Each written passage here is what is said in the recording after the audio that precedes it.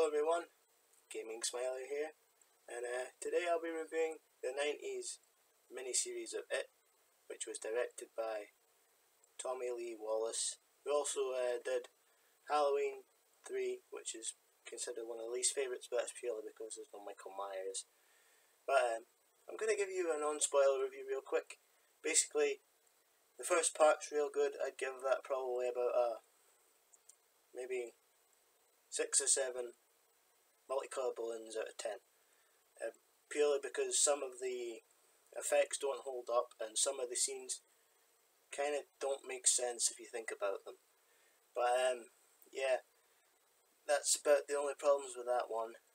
Then part 2, oh no, part 2 has pretty much the same problems, just on a bit of a bigger extent.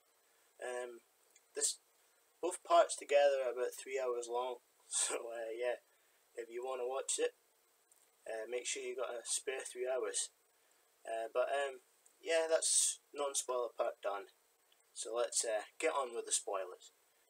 And I'll give you like 2 seconds, like maybe a couple seconds to click off if you don't want spoilers. I mean, it's 29 years old now. But yeah, so part 1 begins with a little child called Laurie playing in her garden while her mum is doing the laundry in 1990.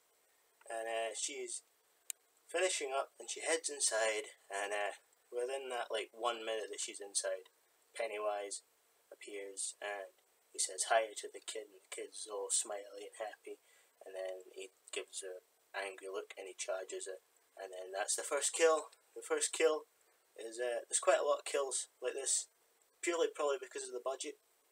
The budget for this miniseries is probably quite low considering it's for the TV in the 90s, and also apparently it was originally meant to be 10 hours long instead of 3, but the studio went, nah, fuck that, you can't make it 10 hours.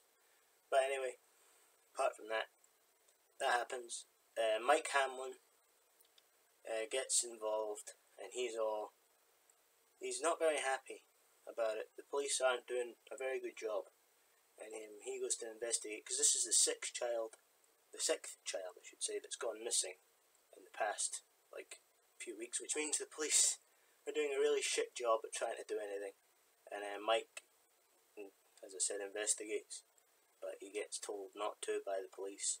And then he sees under a tree a picture of Georgie, and he's like, well, shit, this shouldn't be here, so I better go back to my job at the library and phone the Losers Club. And he phones Bill first.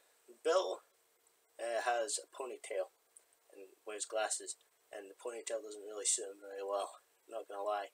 It's not a very fitting look.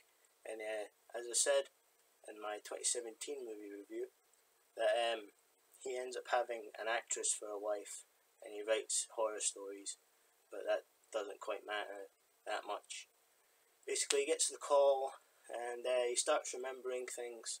For example, he remembers the day Georgie died, which starts off with Bill being sick, and Georgie asks him to tell him a story, and he's like, no, fuck off, I'm sick, go away. But Bill won't be left alone by Georgie, who's 6 years old in this version, like in the novel. But also, he keeps getting bothered, so he makes him a paper boat, tells Georgie to go down to the basement, get the wax. Georgie's not very happy about going to the basement, but he gets it anyway, and he brings it to Bill, and they cover it in wax so it can float.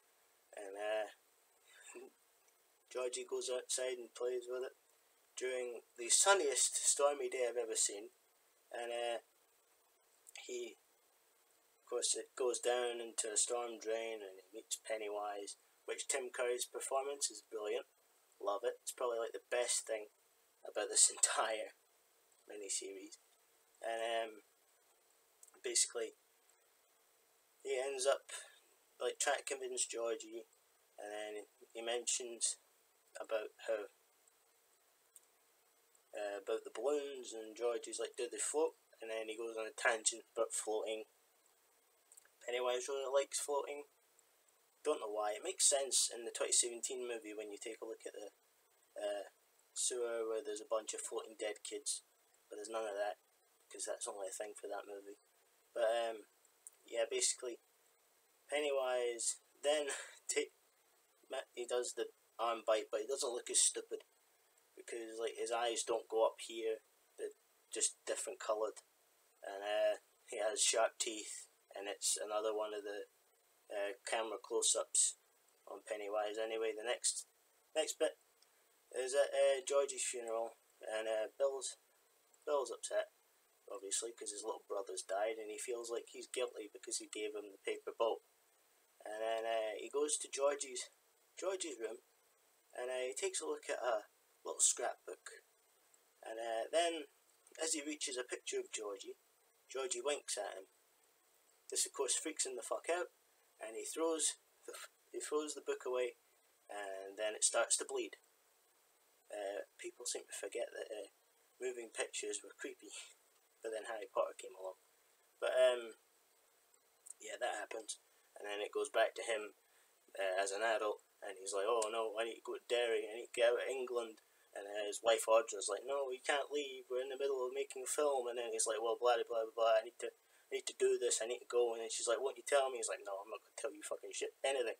I'm going to go to Derry for, according to Audra, no reason.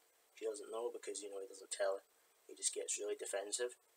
And he goes, and then next up, I believe, hold on, it's in New York, and it's Ben, which in this, Ben becomes an architect like he does in the book, but the difference is, instead of being in London, in the book, because I remember hearing an audiobook, I did try to listen to an audiobook in 2017, but didn't get to the end. But Ben, in the book, is working for the BBC on a new building, because he's an architect. But in this, he's fished in New York, and he's got a girl, and he drops his award for being a good architect, and he doesn't give a shit, obviously. And he's so world-renowned and famous that he's in Time magazine.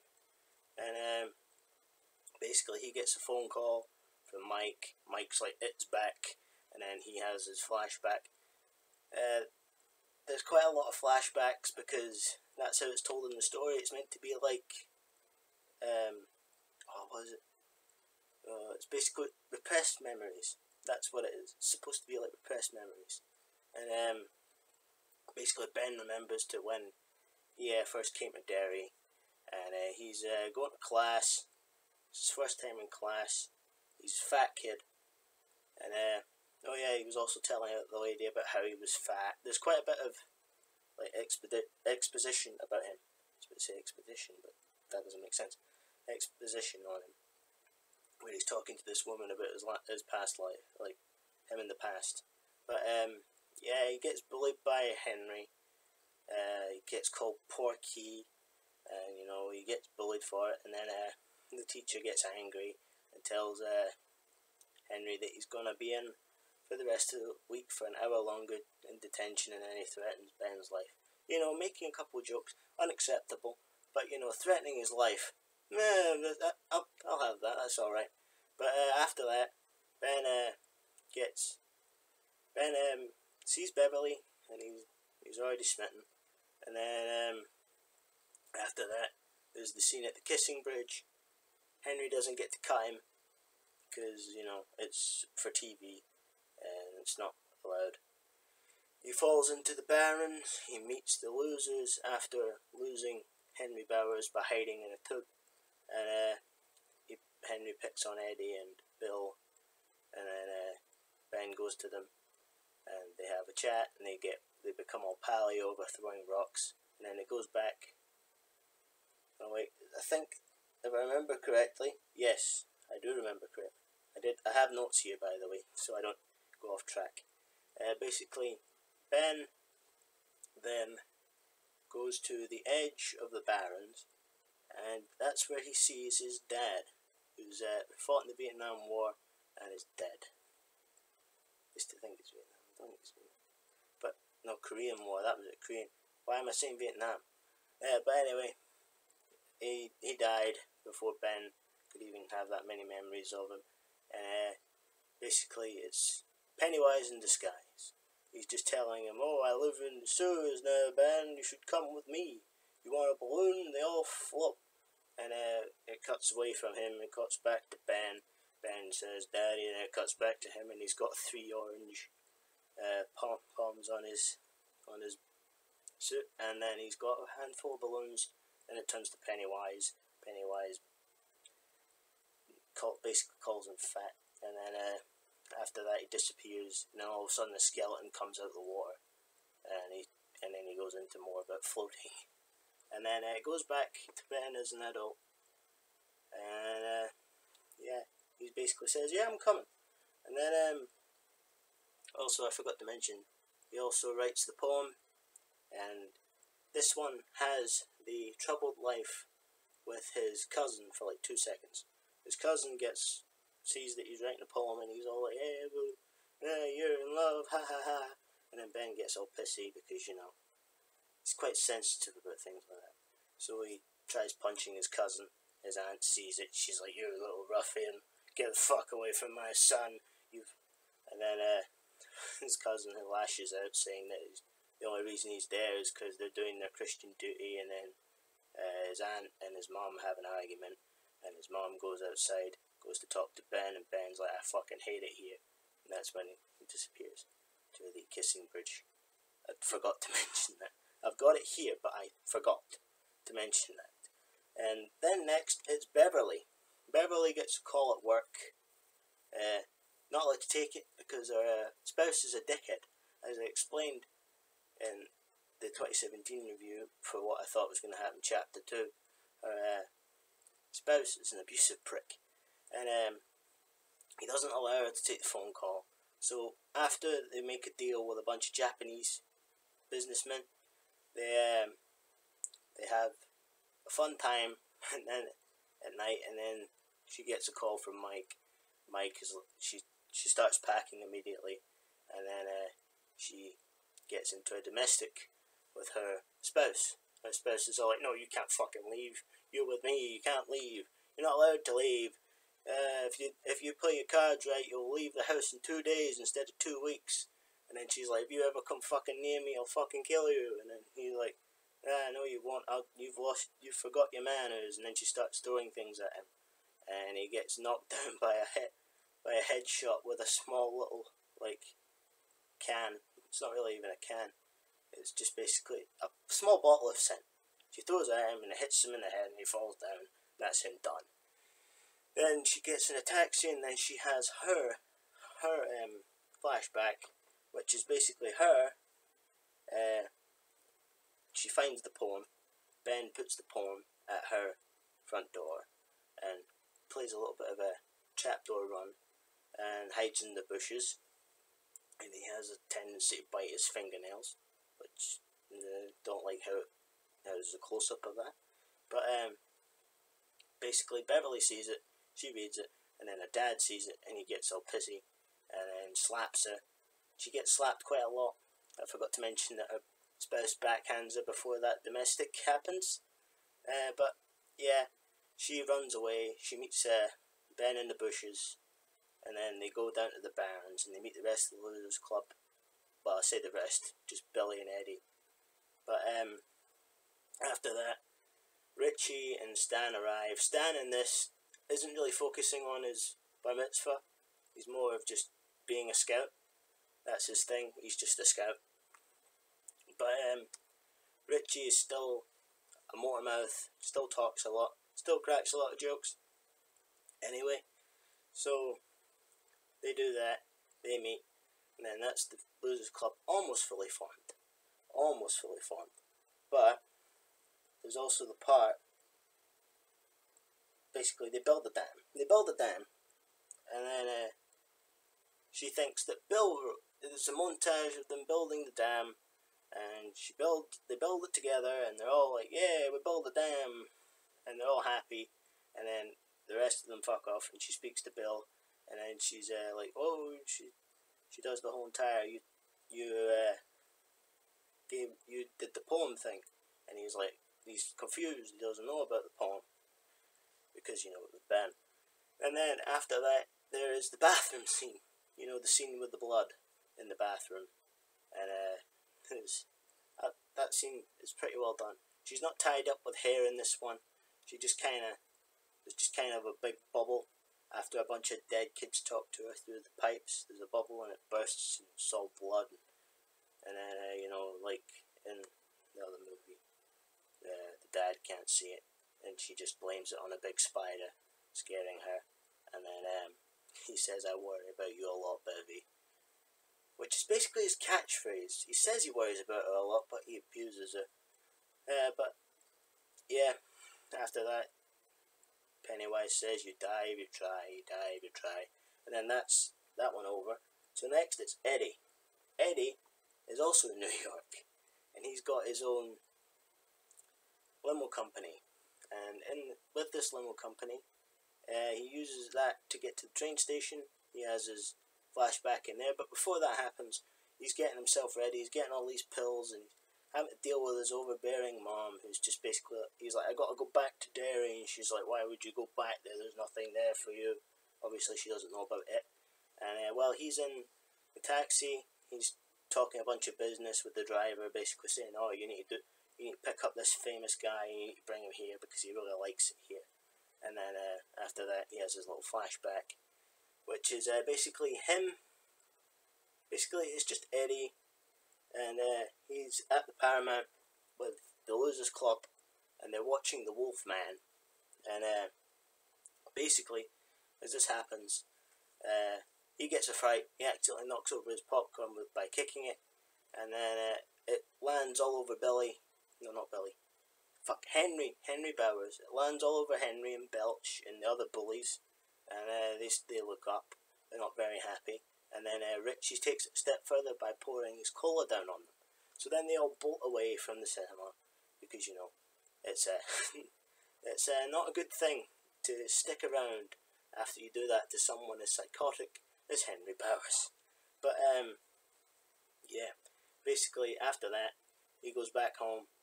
They go home, and he's like, "This is the best day of my life. I've had so much fun." And his mom is like, "I don't want you playing with those kids. There's no good will come from it. You can't see them anymore." And then she says, "You don't need any friends but your old ma," which phrases like that is what causes quite a lot of psychos. Unhealthy relationships like that cause a lot of fucking crazy people. But yeah, after that she says, "Tomorrow you can't have a wash at school." Yeah, by the way, the miniseries spans for a longer time than the 2017 one. Just like the book I think lasts about 3 years, I believe.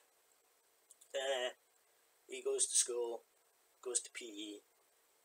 They just finished PE. He just gets changed. Everyone else has gone for a shower, and the teacher's not very happy that he hasn't gone for a shower. He explains how he sweats. How basically you do physical education, you do physical activity, you sweat, you stink. And basically he forces Eddie to go for a shower, and this is when the shower scene happens. Also, his mom's reason for him not taking a shower is fucking stupid. Basically her reason is, "I don't want you catching the other boys' germs," but the entire point of taking a shower is to remove germs. Clean yourself off. That's what all those kids are doing. They're not walking about rubbing dirt on each other. They're not doing shit like that. They're just in the shower getting clean, not paying attention. But anyway, since he's on his own, Pennywise decides to strike by making the water really hot, and also making the shower heads just move and get in his way and extend towards the middle of the room, and then he appears out of a pipe. And this is what I'm talking about with the effects. There's this part where he rips the floor open, but it's stop motion, but it doesn't look that good. But this is also another one of the things that I was saying where the scenes don't really make sense when you think about him, because he appears and he's stuck in the shower room with just Eddie. Eddie is of course gasping for air because he's asthmatic. Well, he believes he's asthmatic, and basically they have their little bit, and he's basically Pennywise just makes jokes about how he has asthma and how he can't breathe right and how he doesn't run very well. So much as saying no point in running, girly boy. But after that, it just cuts away from that, back to Eddie in the car. Now it doesn't make sense because it just cuts away where Pennywise is sitting there just watching Eddie after he does his little teeth and eye transformation. And after that, it just cuts away. But it doesn't make sense because, like, does Pennywise just pop back down the pipe? I mean, I think the obvious choice is Eddie runs and gets out of there and it doesn't get him. But, you know, it's not explained at all or anything. So, like, for all we know, Pennywise could just went, okay, I've scared this child, time to disappear back into the sewers. But, yeah, that happens. And then after that, it is Richie. It's Richie because... Is it Richie? Yeah, it's Richie. I was right, Richie. Richie has become a stand-up comic and he stays in Beverly Hills. I wonder why he chose that location. Yeah, basically he gets the call. He's enjoying himself. You know, he's a big deal. He's really popular. Everyone likes him. Everyone finds him quite funny. And they're having a party, and then he gets a phone call from Mike, and he starts panicking. And then he's like, oh, I've got to go to Derry. And the guy who works with him is all like, no, you can't go to Derry. You can't leave me like this. This is such a bad way to leave me behind. And he was like, well, I've got to go. And then he has his whole entire flashback, which is basically him in school. He's at school. No, I think there's something before that. Right? Oh, yeah. Before that, they're in the Barrens. And this is the entire Losers Club. They're in the Barrens, apart from Mike Hamlin. Mike Hamlin hasn't been introduced yet to the rest of them. But they're in the Barrens, and and Bill starts talking. Basically, he makes a speech, and he's all like, nobody make fun of me for this. If you do, I'll fucking hate you. I'll beat the shit out of you. Basically like that. He's basically talking about the photo album and how he sees it. And basically everyone just group hugs him. Because, like, at this point, Beverly's experienced Pennywise, Ben's experienced him, Eddie's experienced him. It's only really Richie and Stan that haven't experienced him yet. So when it comes down to... After that, they have their little group hug, and then an Irish cop, whose name I can't remember, I think it's Police Chief O'Grady? Anyway, he appears, and he basically tells them to remember that there's a curfew and always to stick together, or else they'll end up in trouble. You know, they could end up disappearing, and then they've got to stick together the way they are, and he keeps repeating himself. And the reason I forgot his name is because he's there for like 20 seconds at most, but he repeats himself twice. And just like me at the moment. But after that, Richie and the Losers Club are at school, and they're at the cafeteria, and Henry starts bullying Richie, and Richie just pours his food on Billy, and then he runs away towards another teacher, and he runs into a teacher. He makes a joke when he spills some mashed potato on the floor, which I thought was kind of funny. He basically calls them banana heels because they slide. And but anyway, the teacher gets pissed off and tells him to go and get a mop. Well, go and get the janitor and get a mop. So he goes to do that, and he can't find the janitor, so he goes into the boiler room. And being in the boiler room, Pennywise is there. But it's not just Pennywise. Pennywise is disguised as the Wolfman from the movie. Richie's fear is werewolves in the book, and it's the same in this film. Miniseries. And yeah, it doesn't look that great. I'm not gonna lie, it doesn't look that great.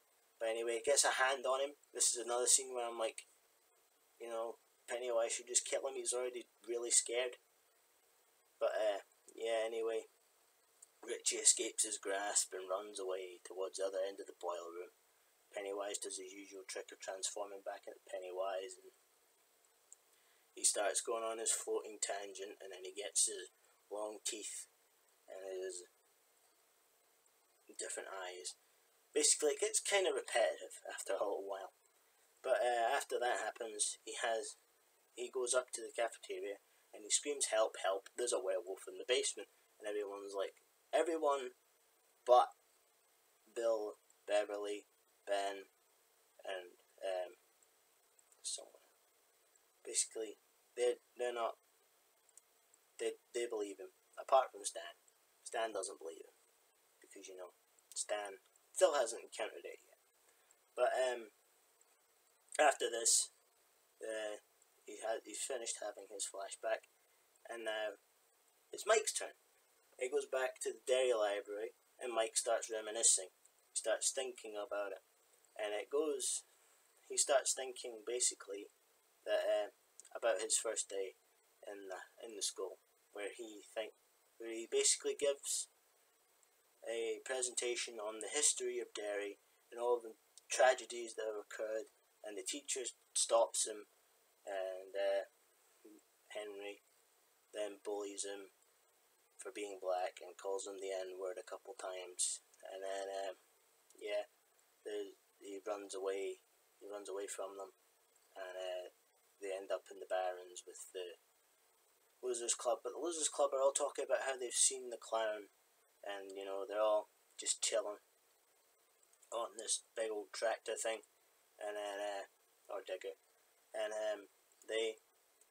that's when Mike comes over a hill of gravel or whatever, and he runs towards them, and then the rock fight happens, and Henry and Belch are all defeated and run away like cowards.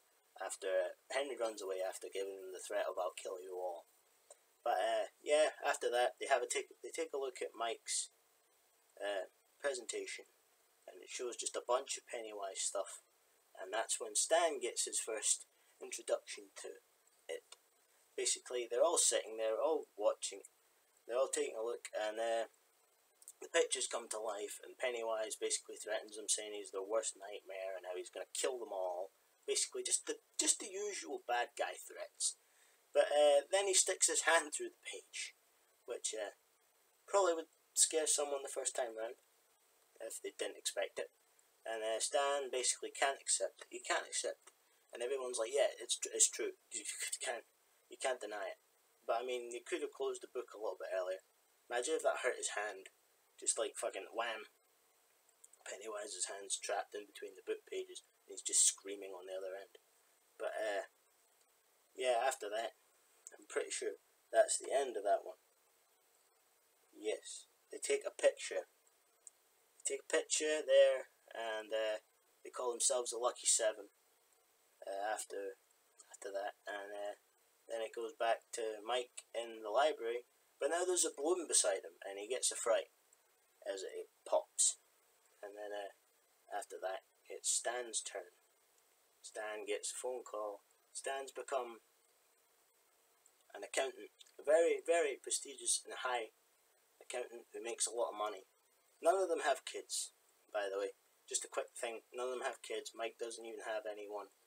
But Stan has a wife, and he has a flashback after getting a call. And basically, he runs a bath, and that's when he has his flashback. I think I've already said that. But basically, in this flashback, they're all in the Barrens, and they're using a slingshot to figure out who's the best shot and who should use it. It's Beverly. She hits all 10. All 10 of the bottles and the cans, she hits them all. And that's when Richie pulls out a couple of silver earrings, and Stan has a shit fit because that's only a thing in movies. But he lives in a universe where there's a evil clown that wants to scare children and eat them, and can transform into anything that it wants. So it's kind of not that hard to believe that maybe hitting it with silver might kill it. But so Stan, after this, they go towards the sewer entrance, and when they go there, they all take a hit of Eddie's inhaler, and with the inhaler, they're basically saying that they're all together. Stan Stan is obviously, again, very cowardly. He is always the last to go in or do anything. And basically, there's this part where the Henry and the other bullies are hiding in a spot nearby. They're hiding there, and they're basically like, "What are we gonna do?" And Henry's like, "Well, you go, you split away, you corral them to us, and they won't get out alive." Basically, he's going for a pincer movement, but that doesn't work, as that bully gets caught by Pennywise's deadlights, and we get another one of those zoom up kills, but it's a really bright light. And yeah, after that, the losers are still going around the sewers, and Stan gets taken away from them. He gets taken away and to a separate room, and Henry gets all creepy and weird with him, you know, cutting his buttons off his shirt, and he's telling him to think about all the rocks that he threw and to think about all the things that he's done that's pissed Henry off. But then the deadlights appear again. They pop out of a tunnel, and they knock him back and Stan back, and Stan shields his eyes, and Belch gets folded in half down a tube. And then after that, Henry's like, "Oh, it's gone," because Henry's a fucking moron. He says it's gone, so that, like, and then he starts screaming after Belch, and then the deadlights come back through the tube, and they drive him fucking insane, and his hair goes white, and Stan runs away back to the group. His shirt's all fixed now. And they all go and deal with Pennywise. They go into the middle of the sewer, and they hold hands. They get into a circle, and each of their little fears are all exploited against them. For example, Pennywise uses Georgie against Bill. Against Richie, he uses werewolf claws over his shoulder. Against Beverly, he uses her dad. Against Ben, I'm pretty sure there's no mummy stuff. I think it's to do with dad. I can't quite remember what happens to Ben. But with Stan, it's different. Stan, he's actually holding Pennywise's hand, and Pennywise grabs him, and basically says he's immortal, that he's an eater of worlds. He's basically Galactus. He's basically describing himself as Galactus, and he basically says he's going to kill them all, and blah blah blah, same spiel. And that's when the losers fight him. Basically, Eddie, well, when I said about them using the inhaler, they said that it tasted like acid, but then he uses that. That's kind of foreshadowing for this bit, where he walks up to Pennywise and he uses it, sprays him in the face, and says, "This is battery acid, you slime." And then he's like, half Pennywise's face is melted because Eddie believes in it, so it hurts it. Well, I say it, I mean the inhaler. And when I say hurts it, I mean Pennywise. And then Beverly gets a shot off against the head, and this like torchlight comes out of his head. But before that, basically they say, "Take the shot, kill it," and he's like, "Haha, you can't kill me." And then he gets shot in the head, and then he does a flip over them and down into a pipe. But that's also an effect that hasn't went very well now, because, you know, it's a stop motion doll going down the tube. I mean, Tim Curry wouldn't have been able to fit down that tube, but like you would expect maybe for him to, like, for it to like open the tube a little bit wider, so he could just fall through it instead of having to make himself smaller. But yeah, Billy catches him by the hand, and he holds, and the glove starts ripping, and, you know, turns into a claw, and then it disappears back into the drain. And then they make their whole entire vow outside about how they're going to come back if it is back, and that they're going to kill it once and for all. And Stan's the last one to make the pact. So after this, Stan has done with his whole entire flashback, and we don't see him. After that, his wife is calling after him, and he doesn't respond. And she goes up there and sees what's happened, and he's slit his wrist. He's took the easy way out. He doesn't want to deal with it. That's how traumatized he is. He doesn't want to deal with it. That's how scared he is, that he cuts his wrists and writes it on the wall. And that's the end of part 1. Part 1, in my opinion, is the best out of the 2 parts.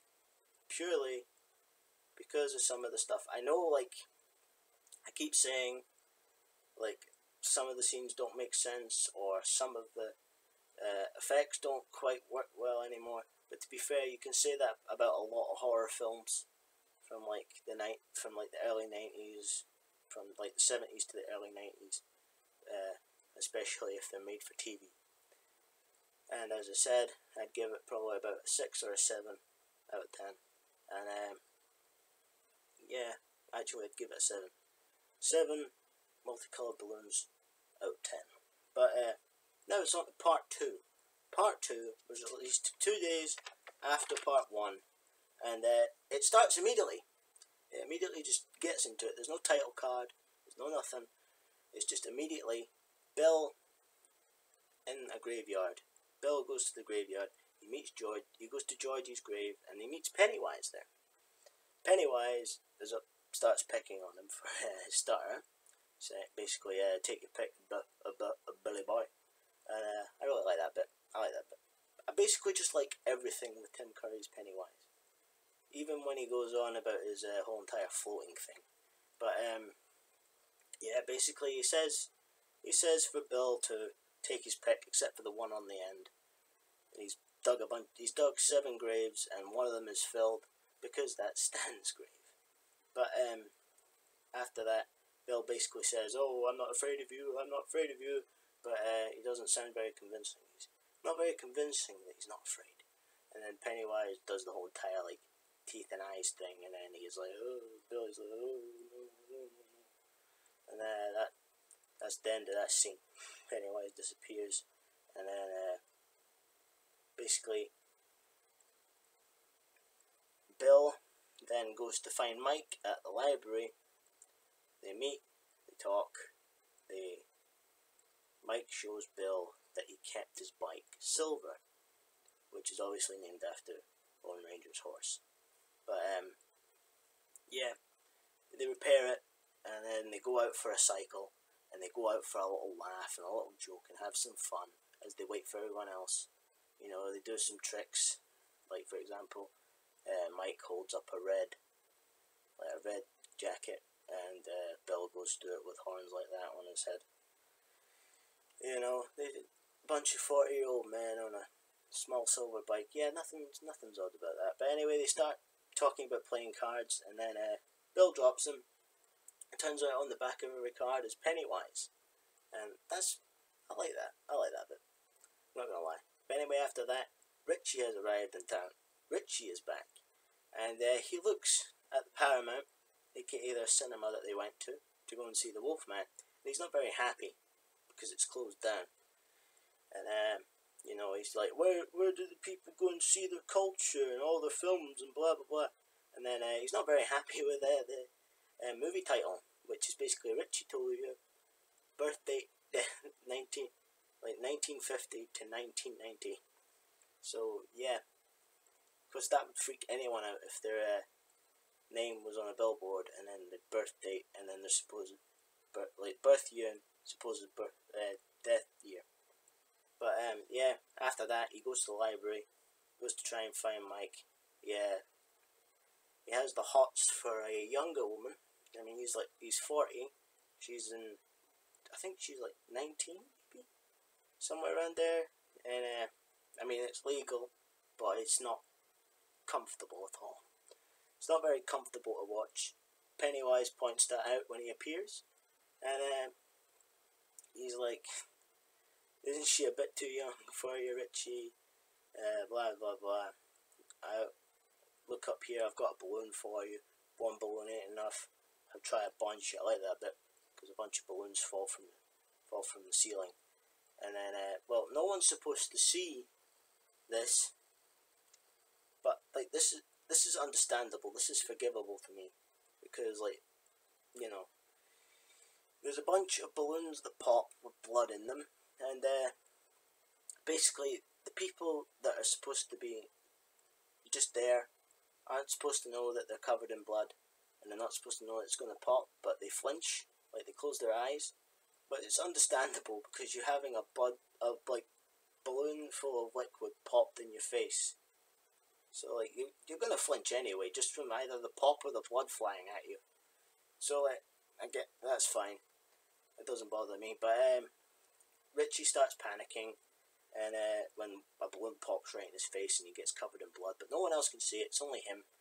And he gets all panicky and he tells the lassie to basically tell Mike where he is, and that you'll see him later, and blah blah blah. But he's shouting because Pennywise is shouting jokes, and he's telling him to get out of town. He's too old to stop him. But like, imagine just being that girl. You just stood there, and there's this really popular comedian standing right beside you, looking for this guy that works at the library, and he's just shouting at you for no reason. You don't know the reason, but he has a reason, but you don't know it. But basically, yeah, that'd be quite surprising. Pennywise keeps making jokes even as Richie is out of earshot from the library. So, like, I guess he's just telling jokes for the audience and himself. But then after that, it's Ben's turn for his arrival. Ben arrives, and Ben's arrival, he goes down to the Barrens for a little bit of let's just say, a little bit of a walk down memory lane. And he walks down there, he goes for a little walk, and he sees across the Barrens, there's some fat kid being chased by a bunch of young kids.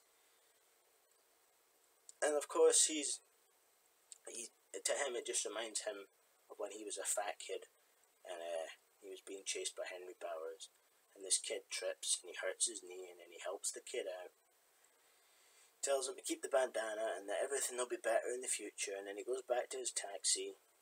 Well, he also sees the skeleton from before, who told him he floats. Oh, I forgot to mention the skeleton.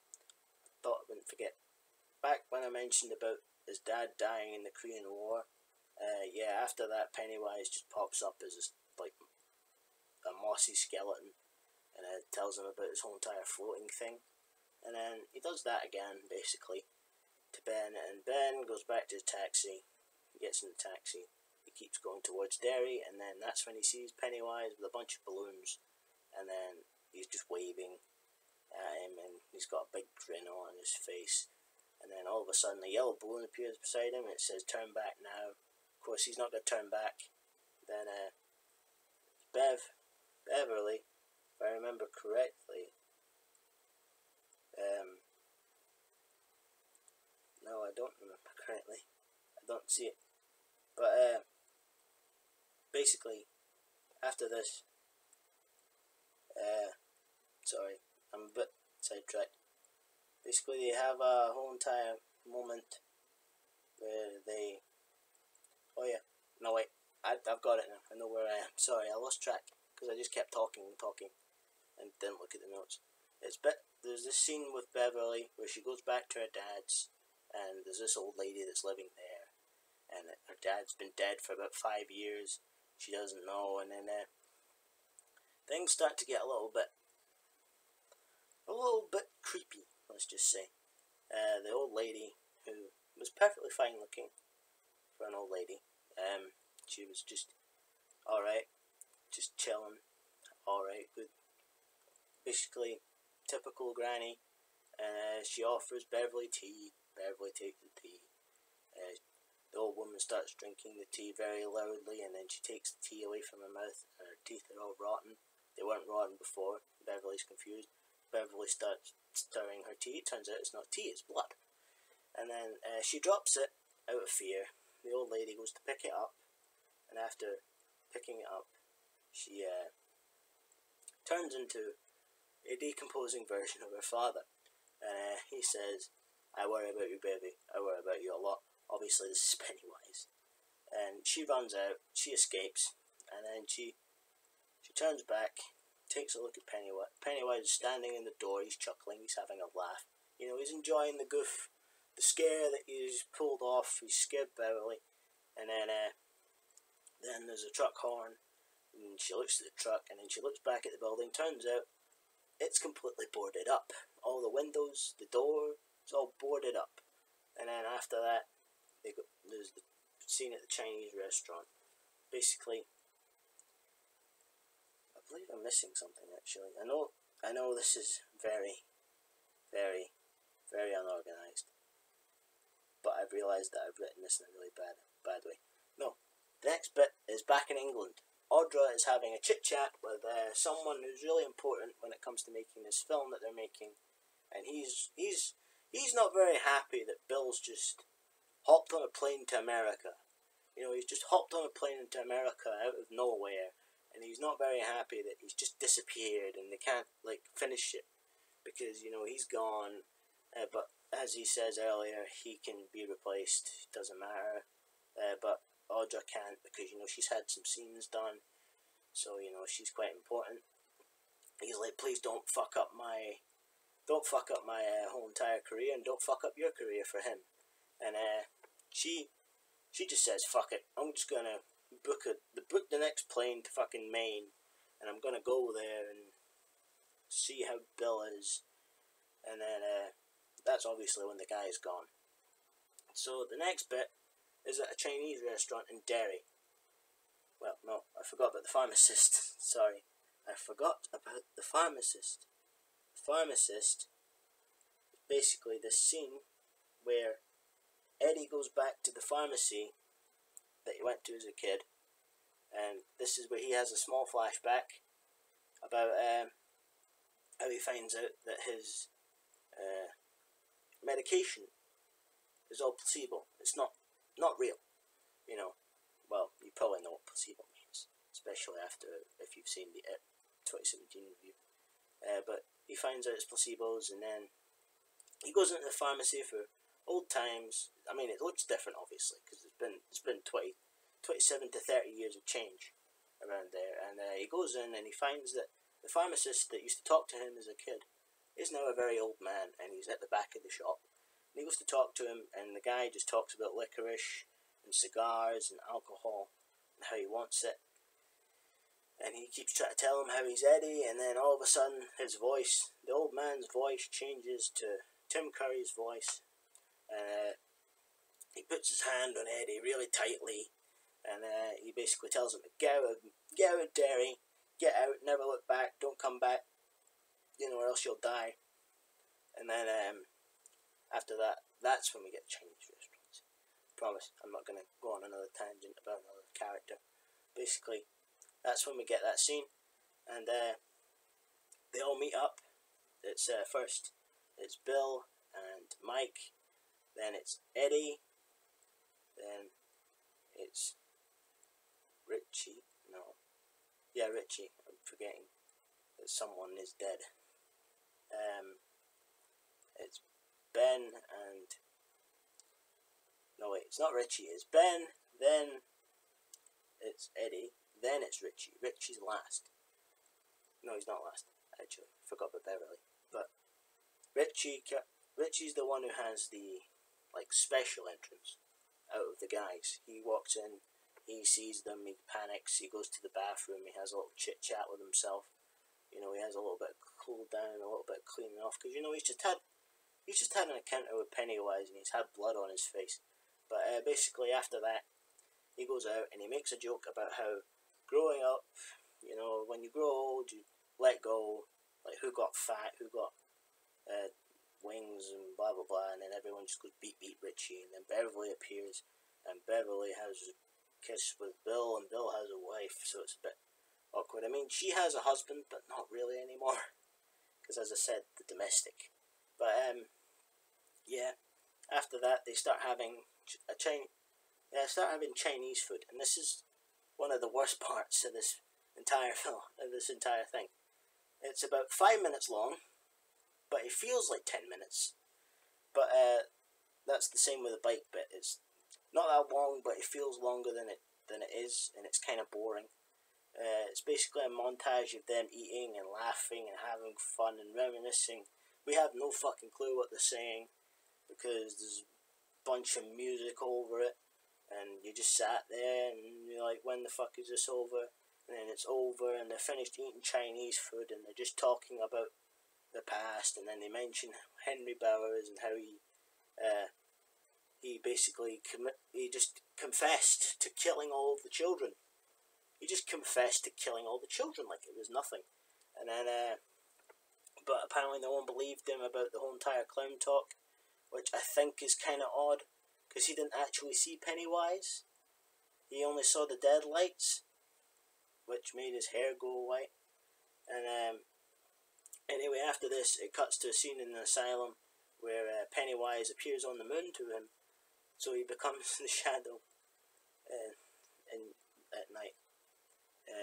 Basically, he's on the moon and he's talking to, well, his face is on the moon, and he starts talking to Henry, and he's telling Henry that the losers are back and he's got to kill them. He's got to kill the brats, and he's like, yeah, I'll do it. And then that's that. And they all talk back at the Chinese restaurant. And after that, they all have a fortune cookie. And this fortune cookie, like, they're finally having a good time. You know, they're just chilling at a restaurant, they're just eating some food. They've had their food and everything. And now they've got their fortune cookie. Instead of a fortune, they've got fucking eyeballs and cockroaches and dead birds and, like, teeth that clamp and things that crawl around. Basically, what I'm trying to say is Pennywise works his magic at the last moment. They all leave in a panic, and they go to the library. They chill out in the library, and Mike tries to get a hold of Stan, find Richie's doing a comedy act, and he basically makes a comment about Stan, which I'm pretty sure he regrets after finding out the news that he committed suicide. And then after that, after they find out that he's dead, Mike opens his fridge. He has a small fridge, and he opens the small fridge, and then a bunch of balloons come out. And once all the balloons come out, there's Stan's head, and he just starts talking shit about them all. Basically, he makes a joke about how Mike's so boring that no one would want to see him, and that's why he stays in Derry. How Beverly gets abused, Richie having a nose job. You know, basically, he just roasts them. And then after that, Pennywise's voice takes over, and he goes back on his whole entire floating thing. We all float down here, and you'll float too. And it gets a little bit annoying after a while, just hearing you'll float too. But after that, they basically, everything starts going all fucky in the library. The windows start breaking, and water just starts coming down. And then they all huddle up in the ritual of Chud, which is like a miniature ritual of Chud. But this causes all of its abilities to go away, stops affecting the place, and then they leave the library, and then we cut back to the asylum, where Pennywise takes the form of an undead version of Belch. And he basically talks to him, tells him, yeah, by the way, you got to kill the kids. If you kill the kids, I'll give you this knife to do it. You know, you got to kill them in their adult versions. And he's like, oh, fucking Kuntz at the door. He's the guard, which is obviously a reference to Dean Kuntz, who's another horror writer you don't know. But yeah, Kuntz gets killed by Pennywise with a dog head. Basically, he's got the body of Pennywise, but he's got the head of like a Doberman. And he kills him, and that drags out a little bit too long. It's another one of those like zoom in shots, but the way that it is it's slow-mo, and he's falling back, and he's like, ah. That's literally his facial expression, just ah. And after that, that's it, at the asylum, and the Losers Club go from the library to the hotel. They stay about in the hotel, they have a chit-chat about it, and all the things, like, it does this, does all these bad things, and all these things happen, and then they talk about how Derry is cursed, and all of its people are cursed because of it. For example, Beverly has a flashback to, this is a different flashback, this wasn't in part 1, where Henry is being really creepy and touching her up right outside of her house, and this old man just looks, and then he walks away. And then there's another one, where was that again? I also forgot to mention in the library that they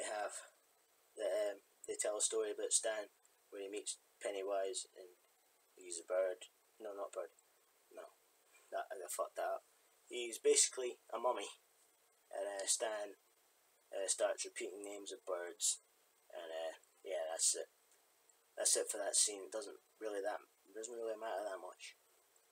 It doesn't make that much sense either. Like, why do a bunch of birds' names stop it from trying to kill him and let him go? But anyway, that's probably one of the dumbest scenes because he's literally trapped against the door, and like there's like this much space between him, but he's got this book out and he starts saying the words and he just fucks off. It's like, nah, fucking birds, man, they're too fucking scary. But yeah, in the hotel they talk about it, and as I said, Beverly's thing, and there was another. Oh yeah. During Mike's presentation, they bring up the fact that the teacher cut him short because she didn't want to hear about all the bad stuff that happened in Derry. Then after that, basically, Beverly tells Ben that she wants a scarf because she's a bit chilly. So Ben's like, yeah, you know what, I'll go. And they're like, no, you can't go alone because it will come for you. So Mike and Eddie go with him, and they head up, and they all go into different rooms, which makes no fucking sense because the entire thing was not splitting up. But they do split up to go to different rooms. For example, Ben goes to Beverly's room to get her scarf, and then all of a sudden Beverly's at the door. How did he not figure out that Beverly wouldn't be there? Because, big spoiler, it's Pennywise, and it's a pretty good reveal. Well, I say it's a pretty good reveal, but you know. Basically, she says the poem to him, and he's like, oh yeah, that was me, and then they have a kiss, and then he looks in the mirror, realizes that he's not trying to grab her ass, he's grabbing Pennywise's ass, he's grabbing Tim Curry's ass in a clown suit. And that's when he realizes he's got a bunch of makeup smudged on his face, and then he pulls away, and then we get one of the best lines, which is "Kiss me, fat boy," which my delivery isn't doing it justice. If you want to see one scene, you need to see that. Look that up. But yeah, he escapes Pennywise pretty easily, and then Eddie's getting pills. His scene doesn't matter because he's not really doing much of importance. But Mike, on the other hand, gets attacked by Henry, who snuck in the place. And he's hiding in the bathroom, and he stabs Mike, and he calls him the N-word again. And then it takes like a good 30 seconds for like Ben and Eddie to even try and make their way to Mike. And after that, you know, he's not dead, he doesn't die. But when they try to get Henry off of him, he accidentally stabs himself some fucking way. Because he's stupid. As I said, Henry's a fucking moron. And he accidentally stabs himself. And they take Mike to the hospital. Mike goes to the hospital. And then the doctor appears, and the doctor is probably the worst performance in this entire series. Because he just doesn't give a fuck. He doesn't even try. But after that, basically, Bill has a chat with him, and Mike gives him the silver pieces that were left in the sewer, and he explains that his life went to shit like 10 years ago, and he went down there and was willing for it to come and kill him, but that didn't happen, because, you know, it was like 10 years into its 20, it still has 17 years until it's going to wake up again. And anyway, after that, Bill goes back to the hotel with everyone, and everyone's like talking about leaving. They can't handle this, they've got no chance. And then he's like, oh, well, we have to do this, because he sees a news report that another child has gone missing, and he's like, we have to do this now, we have to actually go after him. So they go after him, they go after Pennywise, and that's when they discover what Pennywise really is. Well, not quite yet. They still have to deal with some stuff, you know, their whole entire fear stuff. And basically, after that, they've dealt with it. Bill sees Georgie rolls him away. He's like, get the fuck out of here, you're not Georgie, you're just messing with my head. They follow the boat down to this door in the sewer, and they they find a bunch of cobwebs, and in this web is Audra. Yeah, he found Audra's purse. I forgot to mention as well, there's a scene where Audra is in a car. I'm forgetting to mention a lot of scenes, am I? And I'm just because I'm trying to avoid looking at the notes. I'm trying to remember, but that's not working very well. But anyway, after this, after this scene, she gets caught in the deadlights, and she gets brought down to the sewers, and Bill sees her handbag when they enter the sewers. But now that they've made it to this door, they have some reveals. Basically, before Beverly said that she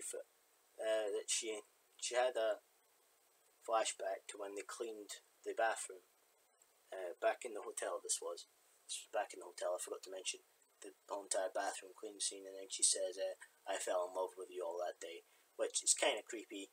You take into account something that happens in the book that'll never be put to screen, which is a good thing because nobody wants to see that. And also there'll probably be some laws broken, even trying to make that scene.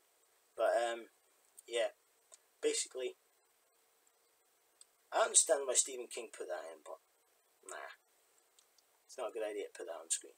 But anyway, the reveals then is just basically Eddie says for them to all stop, and that he's a virgin, and that he hasn't been able to fall in love with anyone since he met them, and that's why he's still a virgin. So basically what he's trying to say is he wants to fuck them all. Well, not, I'm joking, but no. That's basically what it comes off as. So they go in, and that's when they see the true form, which is a giant spider. Well, I say giant spider, but it's got 6 legs, but it's got 2 little crab arms, but it's got like a really big back bit like a spider. It's just basically an alien spider. And yeah, everything they do doesn't work.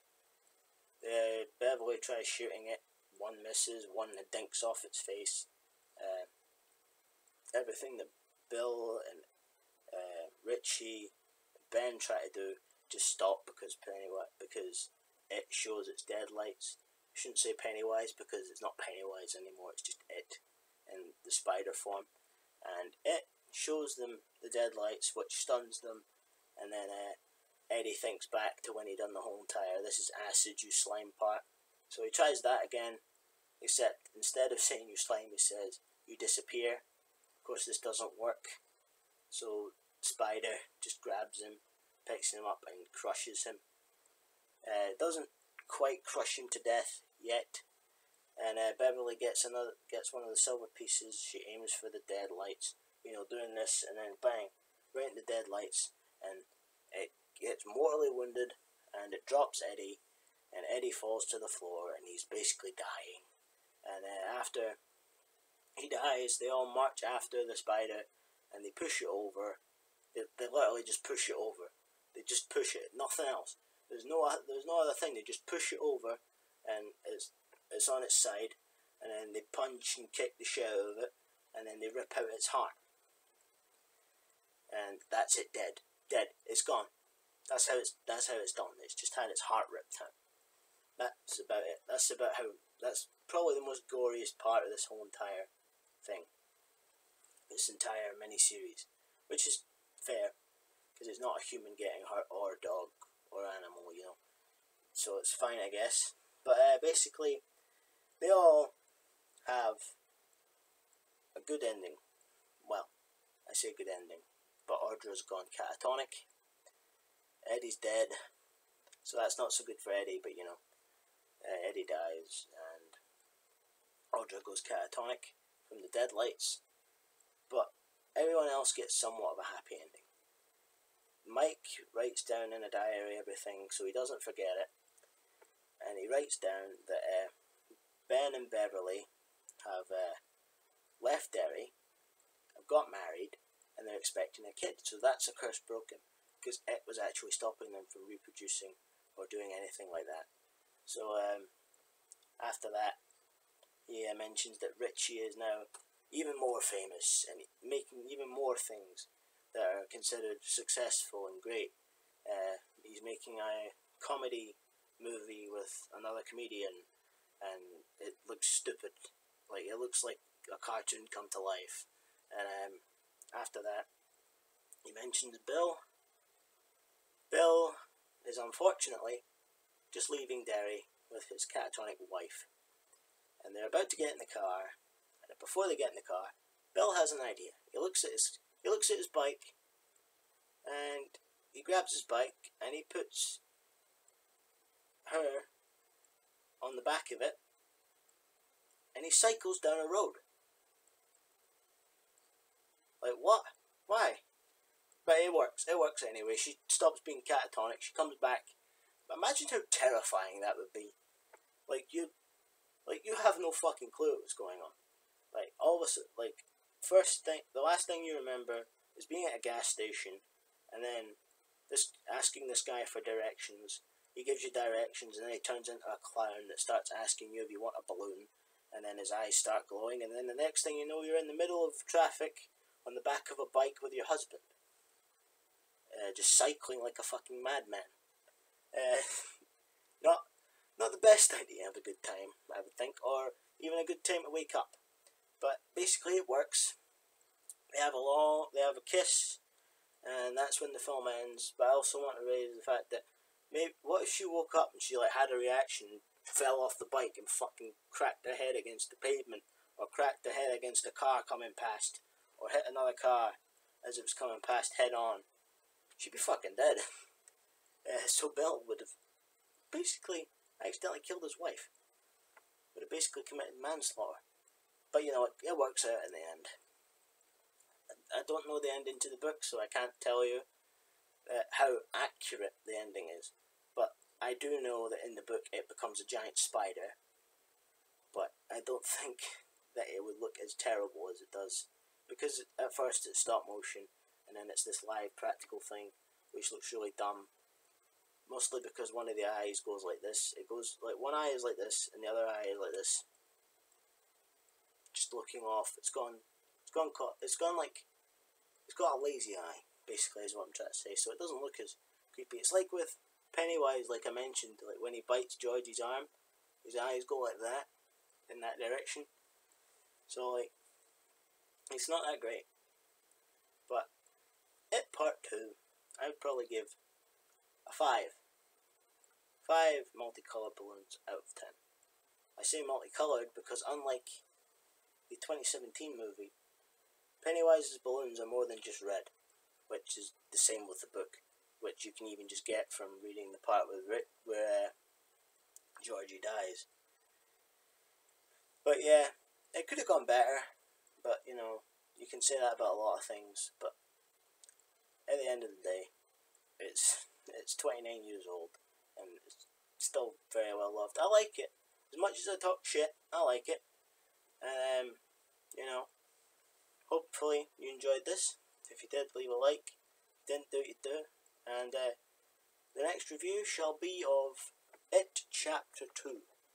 But also, you know, I'll talk about that next time.